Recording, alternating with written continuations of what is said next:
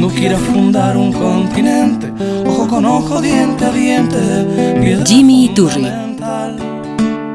Con Alejandro Lo que Lerner. lo sabe solo el viento, los ladrillos y tejas. Alejandro, gracias por venir a Bolivia. No es tu primera vez, ¿no? No. Es solo mi última vez, por ahora. La última vez en el año 18, porque quién sabe cuándo vas a regresar. Porque No, estoy regresando más seguido, muy feliz, y estoy recorriendo un poquito más. Esta gira empezó con Sucre, sigue hoy aquí en La Paz, mañana voy a estar en Santa Cruz, he estado en Tarija, he hecho más ciudades también, y me encanta Bolivia. Es un país que amo mucho. Y escucho otras cosas, pero es por ahí. Bueno, gracias. 5 años de todo pulmón.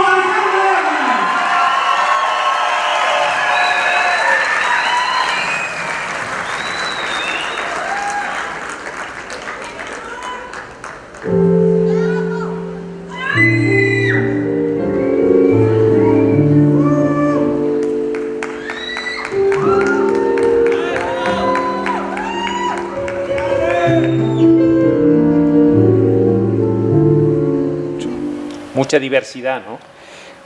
A mí lo que me gusta de Bolivia que se ve la raza todavía. La Argentina es un país que se ve una mezcla rara, pero es una raza, es un país de inmigrantes. Aquí el autóctono es parte de la escenografía, y creo que eso lo hace más real. Y parte de nosotros, porque todos tenemos algo de indígena. No hay boliviano que pueda decir yo soy blanco, ¿no? Eso no existe acá. Sí, y creo que eso le da una identidad que también, como todos los países, cada identidad es una problemática, ¿no? Pero creo que tiene una identidad muy fuerte, y tan fuerte como que el presidente de este país es parte de una raza originaria, ¿no? Ahora, comenzaste muy joven con la música, porque leo Muy que a joven. los 16 años ya Sí. tocabas con un Gieco, con Nito Mestre de Post Sui Generis Sí. a los 17 años. Bueno, ¿cuándo comenzaste de verdad a aprender a tocar y dijiste quiero ser músico? Yo creo que a los 10 años, cuando realmente le pude prestar atención a algo en la vida, a ver a qué quiero jugar, yo creo que mis vacaciones, cuando llegaron los Beatles a mi vida, y el rock argentino, fue absolutamente definitivo. No hubo ninguna contradicción. A pesar de que el mandato de mi familia eran psiquiatras, psicoanalistas, vengo de una familia que es una mezcla por el lado de mi padre, metafísicos. Él fue uno de los precursores de la hipnosis en mi país, y mi madre fue la primera profesora mujer del secundario más importante de la ciudad de Buenos Aires, que es el Nacional Buenos Aires, y estando dentro de la escuela fundó el primer gabinete psicopedagógico. Y después mis tíos, que por supuesto son exilados, que viven uno en Brasil y otro en España, son como parte de una aristocracia intelectual, siempre dentro de esas ramas: medicina, psicoanálisis, psiquiatría. Y yo, por supuesto, soy músico, ¿no? Y con la influencia judía, que algo debe pesar, ¿o no? Sí. Creo que es una influencia que es como es tan a pesar de uno mismo que uno no la puede identificar, pero creo que tiene que ver con una línea de pensamiento, ¿no?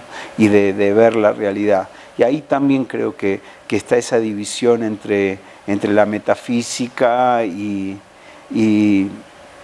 algo de una sensibilidad que tiene que ver con el comportamiento, con el análisis de las personas, ¿no? De una forma natural, ¿no?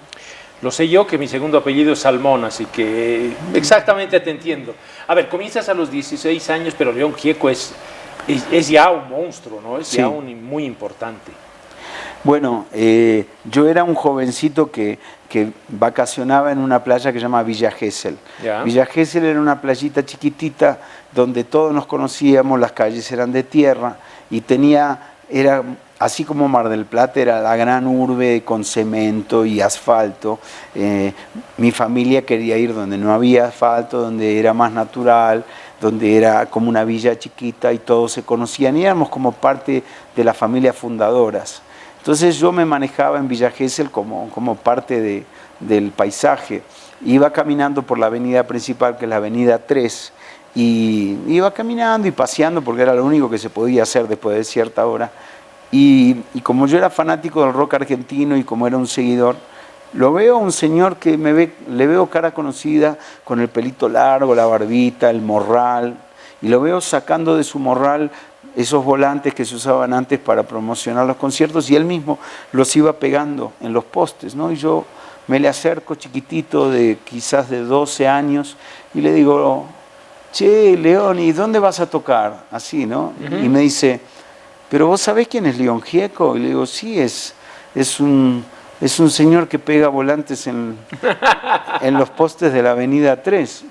Y quedó como una simpatía, y después, al poquito tiempo, nos dimos cuenta que había amigos en común. Yo tengo una hermana mayor, Silvia, que tenía un amigo pelilargo que se llamaba Jimmy, y León tiene un rock que se llamaba La Mamá de Jimmy, y Jimmy es el primero dentro de los amigos, era el primer amigo que tiene una Gibson, la primera persona que yo conozco que tiene una guitarra de verdad, una Gibson SG, y Jimmy era muy amigo de León, así que León me ve tocar en la banda con Jimmy, y en el año 74 me dice, nene, venía a grabar a mi disco. Así que mi padrino en cuanto a ponerse los auriculares en un estudio de grabación fue León. Mira vos, aquí sí un grupo de rock argentino ha tenido influencia en los años 70 y 80, sí, sui generis. Sí. Mi hija de 12 años sabe todo, mi hija de 20 años sabe todo, el de 31 sabe todo. Sí, es decir, sí. 4 generaciones y ha estado presente. Entonces, me imagino... Para mí también. ¿no? Seguro, y para toda nuestra generación. Así Estar al lado de Nito Mestre. Así como para mí los Beatles eran realmente un marcador de identidad tan grande, ¿no? Para millones y millones de personas en el mundo. Cuando yo lo vi a Charly García de espalda tocando el piano y cantando esas canciones tan puras, tan sinceras, me volví loco, ¿no? Dije, es por acá, lo mío es por acá. Y yo ya componía mis canciones. Entonces primero vino León, después vino Porchetto, después vino Nito, me pidió si quería ser parte de Los Desconocidos de Siempre, duré un poquito, al poco tiempo me llamó Gustavo Santaolalla para formar parte de Soluna, entre miles de otros trabajos, ¿no? Y así que me di una vuelta grande en todo lo que tenía que ver con vivir de la música, no solo en el rock, sino en infinidades de variedades, desde cabarets, casamientos, música de película, música electrónica contemporánea. O sea, tengo una formación absolutamente ecléctica, hasta que después de haber dado a conocer mis primeras canciones con Sandra Mianovich, que ha sido como un gran lanzamiento para mí. Porque tú componías y ella cantaba. Exacto, exacto, porque yo no me animaba todavía a cantar. Ya. Y aparte en las bandas donde yo había estado no me daban lugar de cantante.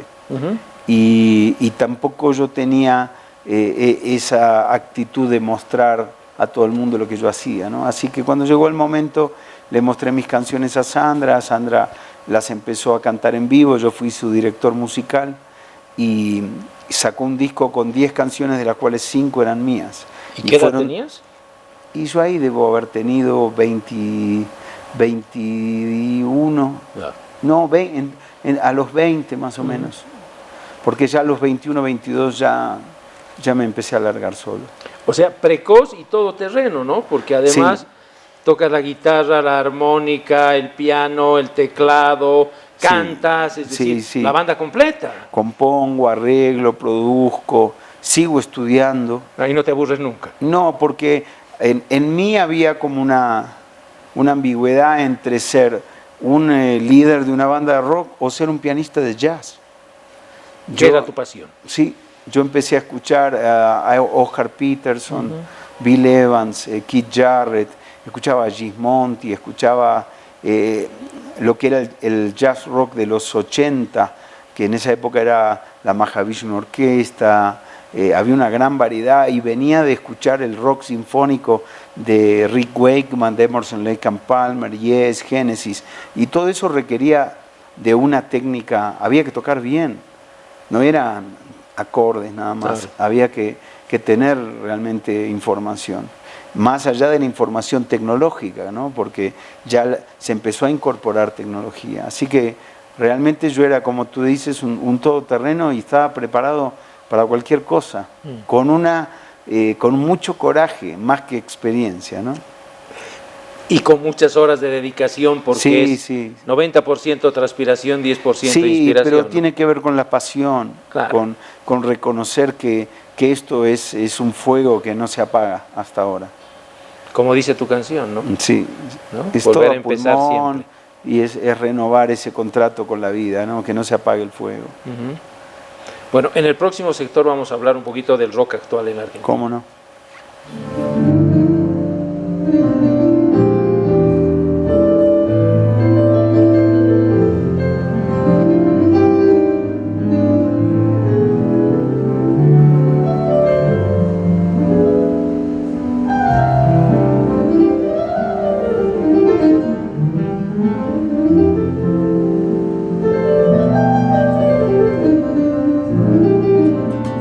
Tengo que ir a fundar un continente. Ya volvemos. Ojo con ojo, diente a Con diente, Alejandro Lerner. piedra fundamental. Lo que te digo lo sabes. Tengo que ir a fundar un continente. Ojo con ojo, diente a diente, piedra Jimmy Iturri. fundamental. Con Lo que Alejandro te digo Lerner. lo sabe solo el viento, los ladrillos y tejas. Bueno, a ver, de ese rock de los 70, de esa época, quizás la época más importante, puede ser, lo que te diga sea una barbaridad, pero más importante internacionalmente el rock argentino. Sí. Ahora hay como un declive, es decir, el rock argentino ha dejado de ser lo que era, o me equivoco. No, no te equivocas, porque el rock no es ajeno a su inserción cultural general, ¿no?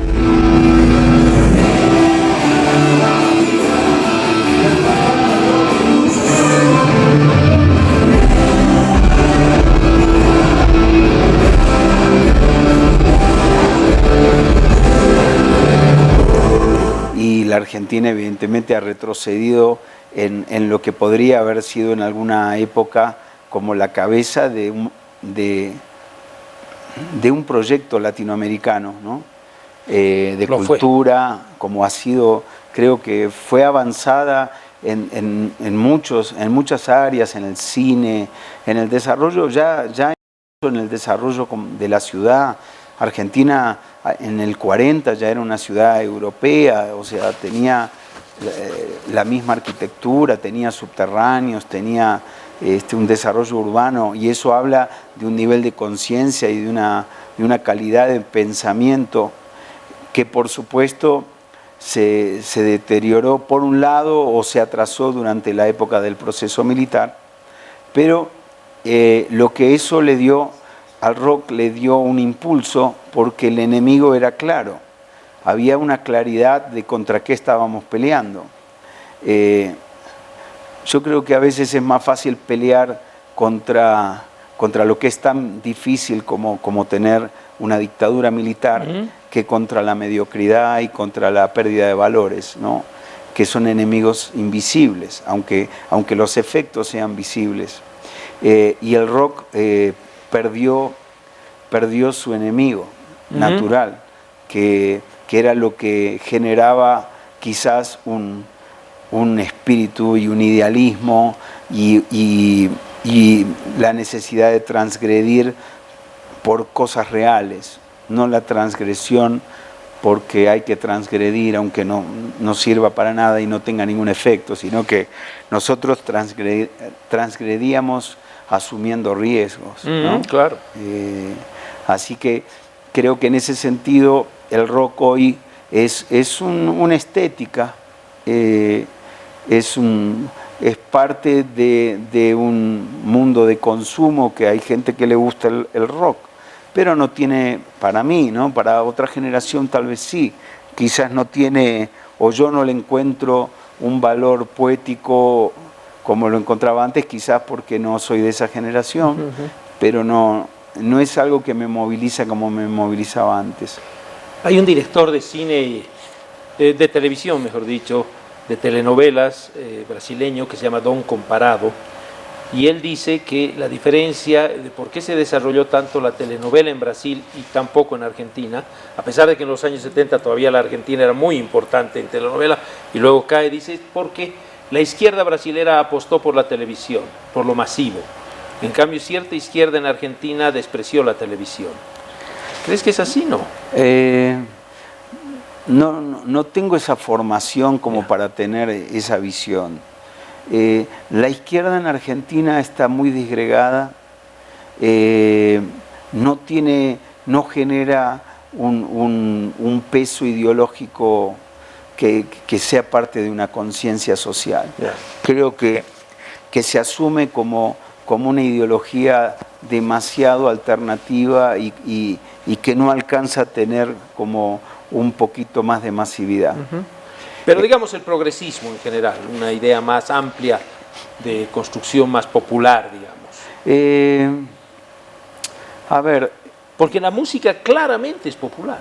Sí, las telenovelas en un momento, como la Argentina, como yo creo, no siempre te voy a dar una sensación absolutamente subjetiva, la Argentina lamentablemente nunca tuvo ninguna tendencia de izquierda con peso. Entonces, yo creo que en una época las telenovelas era para gente de clase media para abajo. Y después no. Después se hicieron un poquito más masivas. Pero no creo que hayan tenido ni siquiera una intención ideológica. Han sido parte del entretenimiento y nada más. Después, hoy día, desde en los 2000, hay como series televisivas hechas en Argentina que tienen un concepto más americano de producto. Es un producto más americanizado en cuanto, y también a la falta de profundidad, ¿no? A que no tiene mucho contenido más que el pasatismo, ¿no? Claro, como las fast food. Exacto, sí. ¿No? Volvamos a la música. Tú te vas en determinado momento a Estados Unidos. Me voy en el 86 a Nueva York. Habías triunfado en Argentina, pero todavía no, faltaba subir un poco la montaña. Pero ¿cómo ves Estados Unidos desde lo latino, desde la música, desde tu propio trabajo? Sí, yo me fui porque hubo algo en mi naturaleza que se hartó del comercio de mi propia carrera. O sea, me hice famoso en el 82 hasta el 86 abruptamente yo creo que la popularidad es algo que le pasa a los demás, con uno. Uno sigue siendo el mismo, se pone la misma ropa, pero genera un efecto en los demás, que es el efecto de la popularidad. Todo el mundo te conoce, todo el mundo te opina, para bien o para mal, la gente te conoce y le gusta, o te conoce y no le gusta, dejas de ser intrascendente, empezás a tener managers, compañías discográficas, y todo un sistema de demandas que mi personalidad no lo masticaba. No era por eso que yo quería ser popular. Y ante esa presión, donde tenía que hacer un disco por año y como autor no tenía ni siquiera el tiempo de vivir lo necesario para escribir, porque un verdadero autor, si no vive, no produce. Si no vive la experiencia de vida que lo moviliza, no tiene tiempo de documentar. Para mí la canción tiene que ser un documento, no solamente un hecho creativo o mecánico, ¿no? Y ese sueño que yo te contaba de ser un pianista de jazz, dije, bueno, es ahora. Y me voy a Nueva York solo, y creo que lo que tiene de bueno Nueva York que es anónimo hasta para la gente súper popular. Me inscribí en Manhattan School of Music de Jazz, y me puse a estudiar orquestación con Don Sebesky, me puse a estudiar jazz con uno de los alumnos de Bill Evans, que es Andy LaVerne, me estudié clown, me enamoré de una jovencita que no sabía quién era Alejandro Lerner, y luego de un tiempo preparé un disco en forma independiente que se llama Algo que decir, que me traje a mis amigos argentinos, alquilamos un estudio en una granja en New Jersey y volví con un disco que se llama Algo que decir, como que ese era el espíritu de por qué volvía. Pero también saltaste ahí a ya tener otros compañeros de música que no sean argentinos, ¿no? Sí, eso sucedió más cuando me fui a buscar aventuras en Los Ángeles. Ya. Me pasó algo que fue un poco triste, que la niña que conocí en Nueva York, y fuimos una pareja así por 5 años, falleció y ya no quise volver a Nueva York. Y por otro lado, sentí que Nueva York para los 20, para los 30 está bien, porque estás dispuesto a morirte de frío, morirte de calor. Ya a los 40 ya querés un poquito más de ternura, ¿no? Claro. Y fui a conocer a un productor que se llama Humberto Gatica, que es sobrino de Lucho Gatica, y que fue el ingeniero que grabó con Quincy Jones We Are the World, hizo Thriller, hizo Bad, grabó con Barbra Streisand, con Celine Dion, es el productor de Michael Bublé, y él trabajaba en los discos de Chicago, toda una música que a mí me llamaba mucho la atención. Yo dije, yo quiero trabajar con este tipo.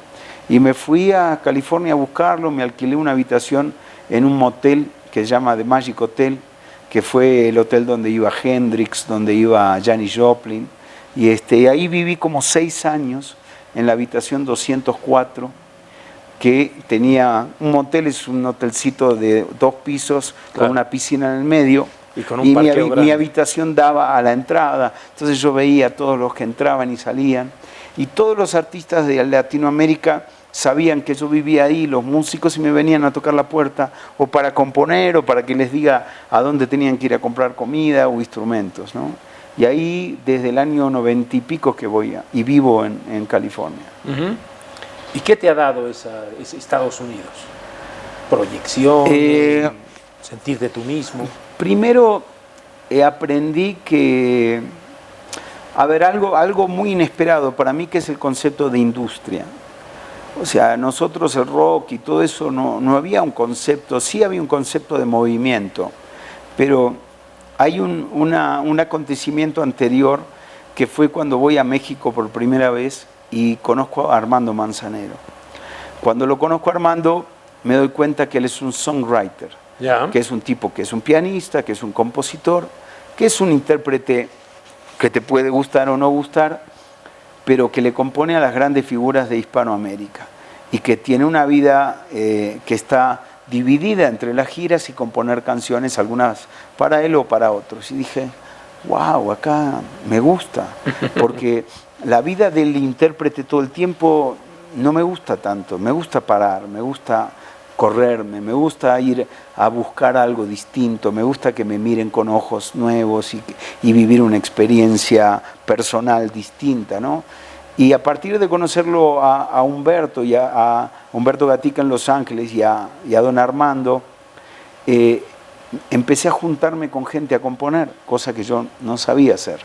Y me junté con Carole King, me junté con Gino Vanelli, me invitan a participar en un disco de Paul Anka, donde trabaja Celine Dion, Tom Jones, los Bee Gees, y al poco tiempo me piden que sea el coproductor de ese disco, Humberto, y encima trabajo con Paul Anka, a dúo con él. Y al poquito tiempo, lo que tiene California sobre todo, y este concepto de industria, que enseguida cuando ven que hay algo que puede ayudar a mover la rueda, te invitan a mover la rueda. Entonces al poquito tiempo recibí una oferta de una editorial americana, una de las más grandes, que es Universal, y al poquito tiempo estaba trabajando casi a diario, juntándome con gente de Alemania, de Bélgica. Y otra cosa que me sucedió, que estando en ese hotel en California, por alguna razón del destino conozco al manager de Sting y de Police, que es Miles Copeland. Y Miles escucha mi música, me conoce y me invita a unos encuentros que tiene en su castillo, que es en el sur de Francia, en ese castillo donde Sting filmó Bring on the Night. Hace un encuentro de 24 compositores del mundo, donde forman 8 equipos de 3, y todos los días hay 8 equipos que hacen canciones, y a la noche se reúnen en el castillo en un ámbito como medieval, con una mesa de madera, con los estandartes, y a la noche después de comer, con todos los platos de madera y las ensaladeras como bien de época, escuchamos todas las canciones que se compusieron y se grabaron ese día. Y entonces aplaudimos a los otros y se para el grupo de 3 estas canciones de ellos y le aplaudimos y hacemos comentarios y al otro día te dicen, ay, Alex venía a tocar el piano en nuestro demo. Ahí conocí a Dominic Miller, el guitarrista de Sting, del cual soy muy amigo y colaboramos juntos. Y a partir de esas experiencias se incorpora en mí lo que se llama la colaboración. Y empiezo a dejar un poquito mi carrera de intérprete los meses que quiero descansar y me voy a colaborar. Me voy a colaborar a Francia, me voy a colaborar a Miami, a Nashville. Encontré un mundo de gente que tiene la colaboración como un hecho natural de integración, donde el artista, por lo general, el narcisismo no lo ayuda a colaborar. Claro. ¿Entendés? Yo siempre te voy a hablar con términos psicoanalíticos. Claro. Ya Freud decía, ¿no? La infancia es destino. Sí, exacto. Para las dos cosas, para ir en contra o responder al mandato o ir absolutamente en contra, ¿no? Claro. Pero de alguna manera eso te marca. Sí. Muy bien. Enseguida volvemos.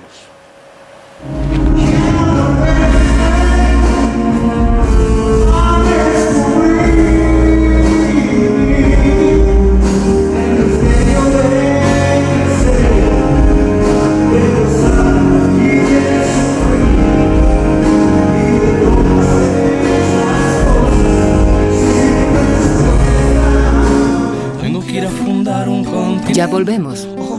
Con Alejandro Lerner. Piedra fundamental. Lo que te digo lo sabes. Tengo que ir a fundar un continente. Ojo con ojo, diente a diente. Jimmy Iturri. Con Alejandro Lerner. Lo sabe solo el viento, los ladrillos y tejas. Alejandro, me han contado una anécdota que dice que tenías una banda que como no ganaba mucha plata decidieron llamarla Todo por Oro. No, Solo por Oro. Solo por Oro. Sí, éramos 7 que hacíamos jazz. Entonces, yo era el líder de la banda, pero repartíamos todo y no quedaba nunca nada. Entonces nos llamábamos Solo por Oro.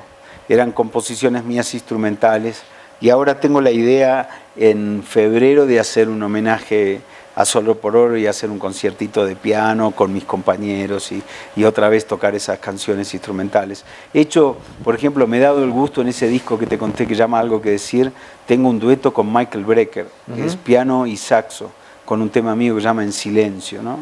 Y son deudas que tengo, que no he registrado nunca esas composiciones instrumentales.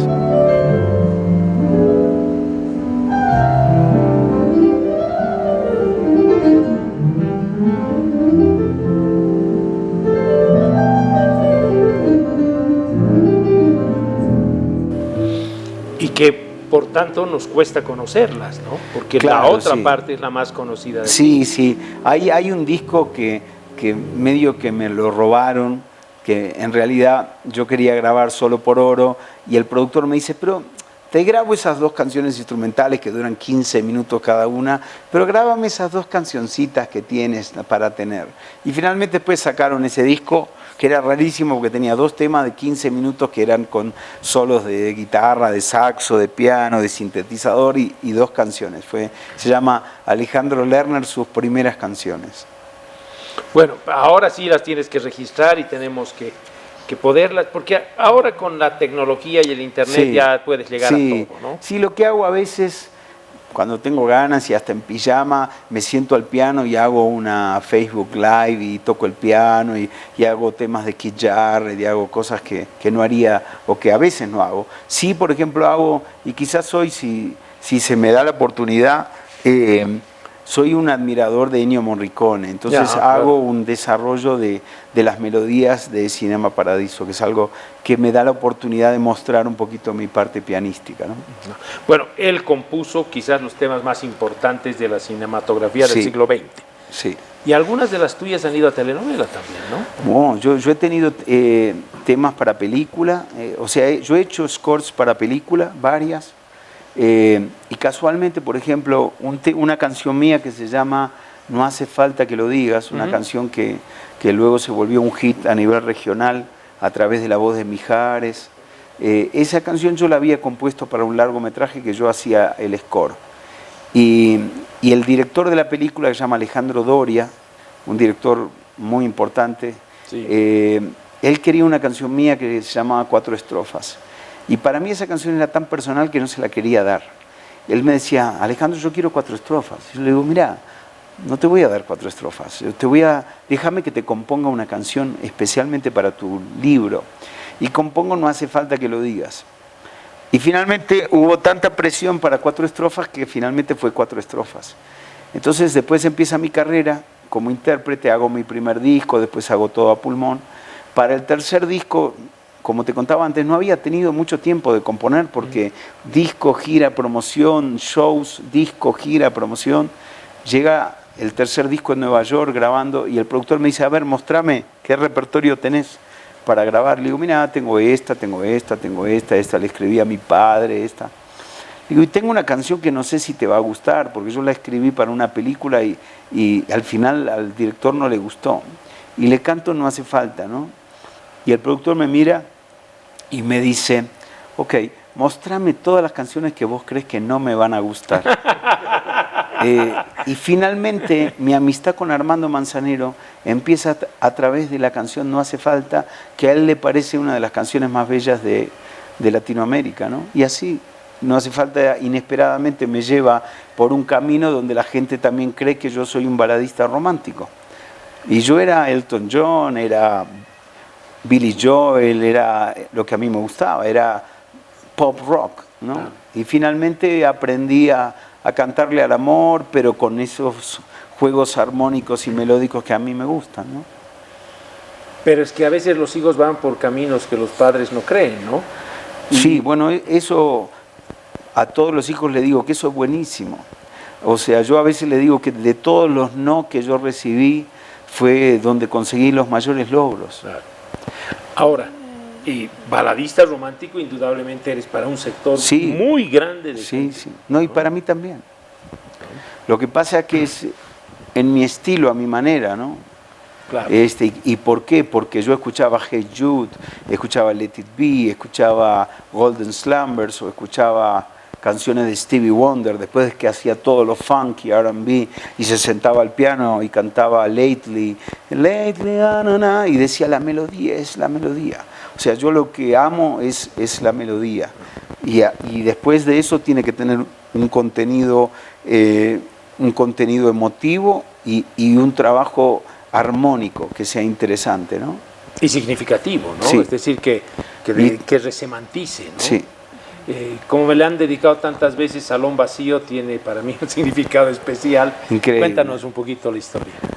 Yo creo que vino en la época del Magic Hotel, que yo vivía en mi habitación solito, ya habiendo hecho una carrera de más de quizás de 10 años, una década de popularidad. Cada tanto yo decidía irme a un lugar vacío y en ese lugar es donde uno ilusiona, ¿no? Porque a veces la falta es lo que te hace traer la visión de lo que te falta, ¿no? Y poder cantarle a eso, ¿no? Como un llamado. Mientras te duela hasta la piel. Exacto, sí. ¿No ve? Bueno, y volver a empezar, porque esa es de las más optimistas que he escuchado en mi vida. Bueno, a mí me pasó. Muchas veces he tenido que volver a empezar, pero usualmente, como No hace falta, que es una canción para una película, yo cumplía 40 años, que para algunos, para mí la crisis fue a los 40, digamos, como diciendo, wow, me cambiaron el numerito de adelante y se ve bastante grande, ¿no? Y casualmente me llama un productor en la Argentina que es muy importante, se llama Adrián Suar, que es actor, productor, es también el director artístico de uno de los canales más grandes de la Argentina. Yo ya había tenido mucho éxito con canciones para otras novelas en épocas anteriores. Y me dice, mira Alejandro, esta es la historia yo era muy amigo de Diego Armando Maradona. Y me dice, esta es la historia de un jugador que había sido como un Maradona y que cumple 40 años y ya no lo llaman para jugar en los clubes porque ya tiene 40 años y el tipo está que no lo llaman de ningún lado, se siente frustrado, se está enojado con la vida y de pronto lo llaman para ser el director técnico de un club en un pueblito. Y él agarra ese trabajo y entonces cuando él me cuenta esa historia por teléfono, yo cuelgo y lo que me baja es la frase volver a empezar. Y yo había cumplido 40 años, no me iba mal, por supuesto tenía problemas con mi manager y con la compañía discográfica porque eso es parte normal de la naturaleza de mi trabajo, que siempre vas a tener problemas con tu manager o con tu compañía discográfica. Y me siento a escribir volver a empezar y escribo la canción y al día siguiente lo llamo a Adrián y le pongo el teléfono y le digo, escuchá, pasa la vida y el tiempo no se queda quieto, llegó el silencio y el frío con la soledad. ¿En qué lugar anidaré mis sueños nuevos? ¿Y quién me dará una mano para cuando quiera despertar? Volver a empezar, que no termine el juego, volver a empezar, que no se apague el fuego, queda mucho por andar. Y la frase que corona eso siempre es, ¡qué hijo de puta! ¿No? Y cada vez que luego compuse canciones para Adrián Suar, él me decía lo mismo. Porque en poquito tiempo yo encontraba la llave para ese proyecto. Y luego pasa con algunas canciones que tienen su destino propio y sobrepasan los límites de esa novela, ¿no? Hay mucha gente que no sabe de la novela. La mayoría, claro. No se sabe. Claro, pero todos quieren volver a empezar.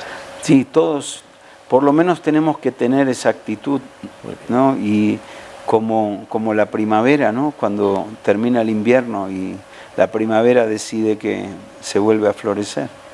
Y enseguida, cuando volvamos, vamos a hablar con Alejandro Lerner sobre Argentina y la necesidad de volver a empezar.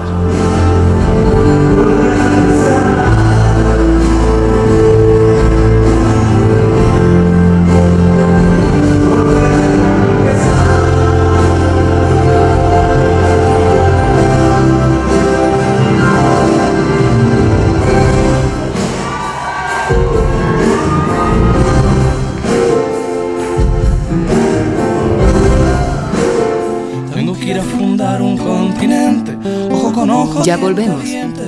Con Alejandro Lerner. Lo que te digo lo sabes. Tengo que ir a fundar un continente. Ojo con ojo, diente a diente. Jimmy Iturri. Con Alejandro Lerner. Solo el viento, los ladrillos y tejas. Alejandro, yo te confieso que hace muchos años Bolivia me dolía mucho. Eran otras épocas. ¿Te duele hoy Argentina? Sí, hace mucho que me duele la Argentina. Cuánto hay que perder, cuánto más hay que perder. No quiero que me aplaudas cuando estoy hablando. Porque la vida va pasando y Argentina sigue siendo una promesa sin cumplir, ¿no? Lo que también entendí, sobre todo después que uno ha sido padre, después que fui padre, es que hay una Argentina que no es la que está en los noticieros y que a veces hay que operarse un poquito de los noticieros y poder apreciar lo que verdaderamente te sucede en lo personal a veces, ¿no? Que es ver caminar a tu hija por primera vez o la primera vez que te dicen papá, cosas que tienen que ver con un mundo un poquito más chiquito, donde creo que si hay algo que se ha desarrollado en mí es la capacidad de apreciar y de agradecer.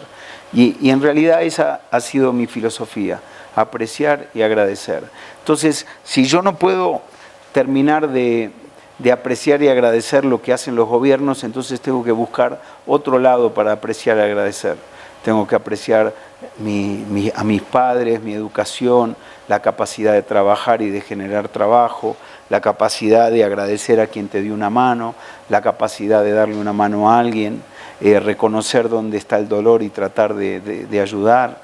Pero lamentablemente, por lo que veo hasta ahora, y esto es siempre mi visión personal, los políticos que tenemos no han podido escaparse de su propia estructura de egoísmo.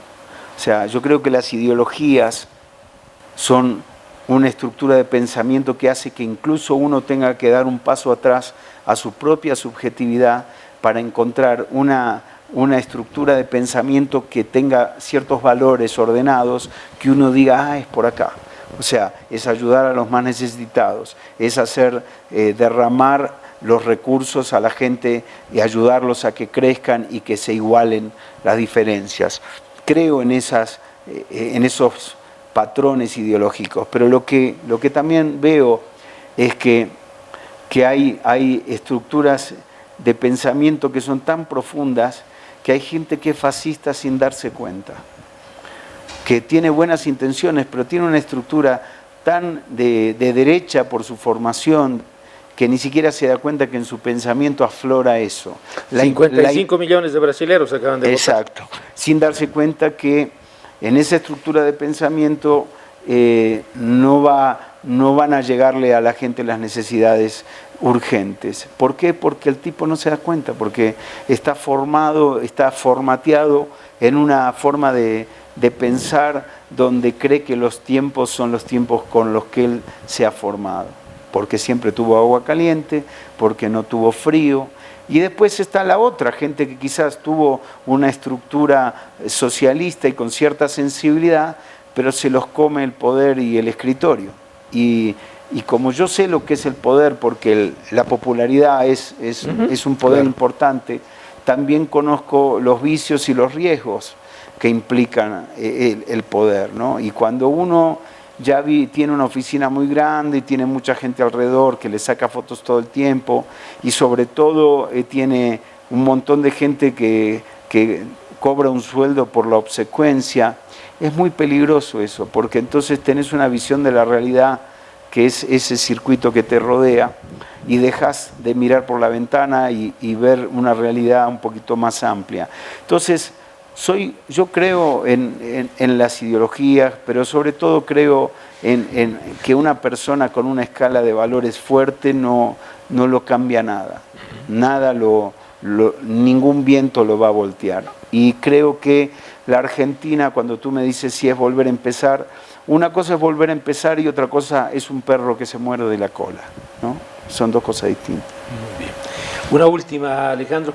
Un chico de 12 años como tú, fuiste donde León Gieco, se acerca y te dice, quiero ser músico, ¿qué tengo que hacer? ¿Qué le dices?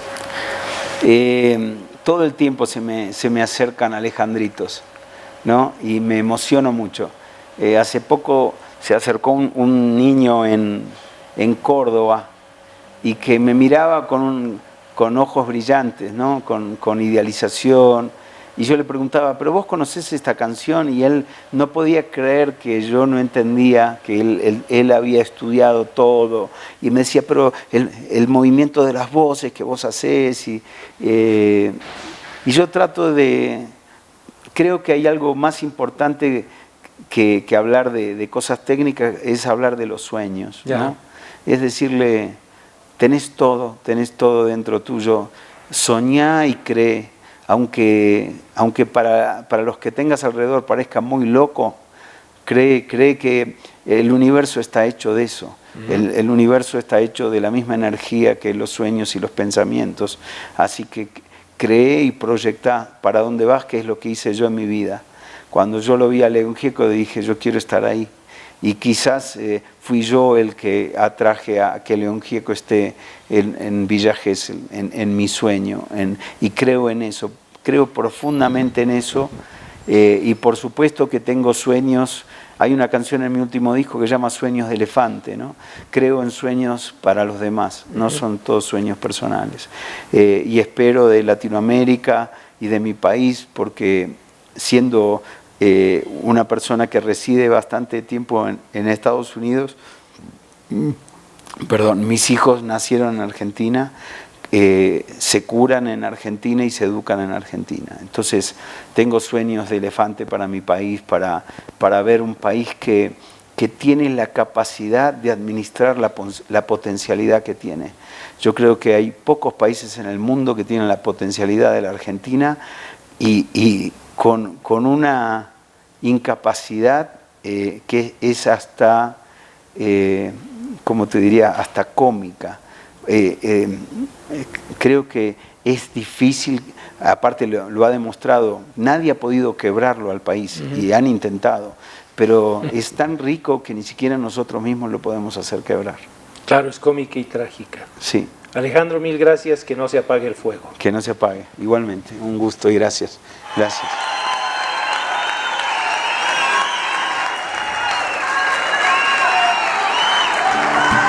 Tengo que ir a fundar un continente, ojo con ojo, diente a diente, piedra fundamental. Lo que te digo lo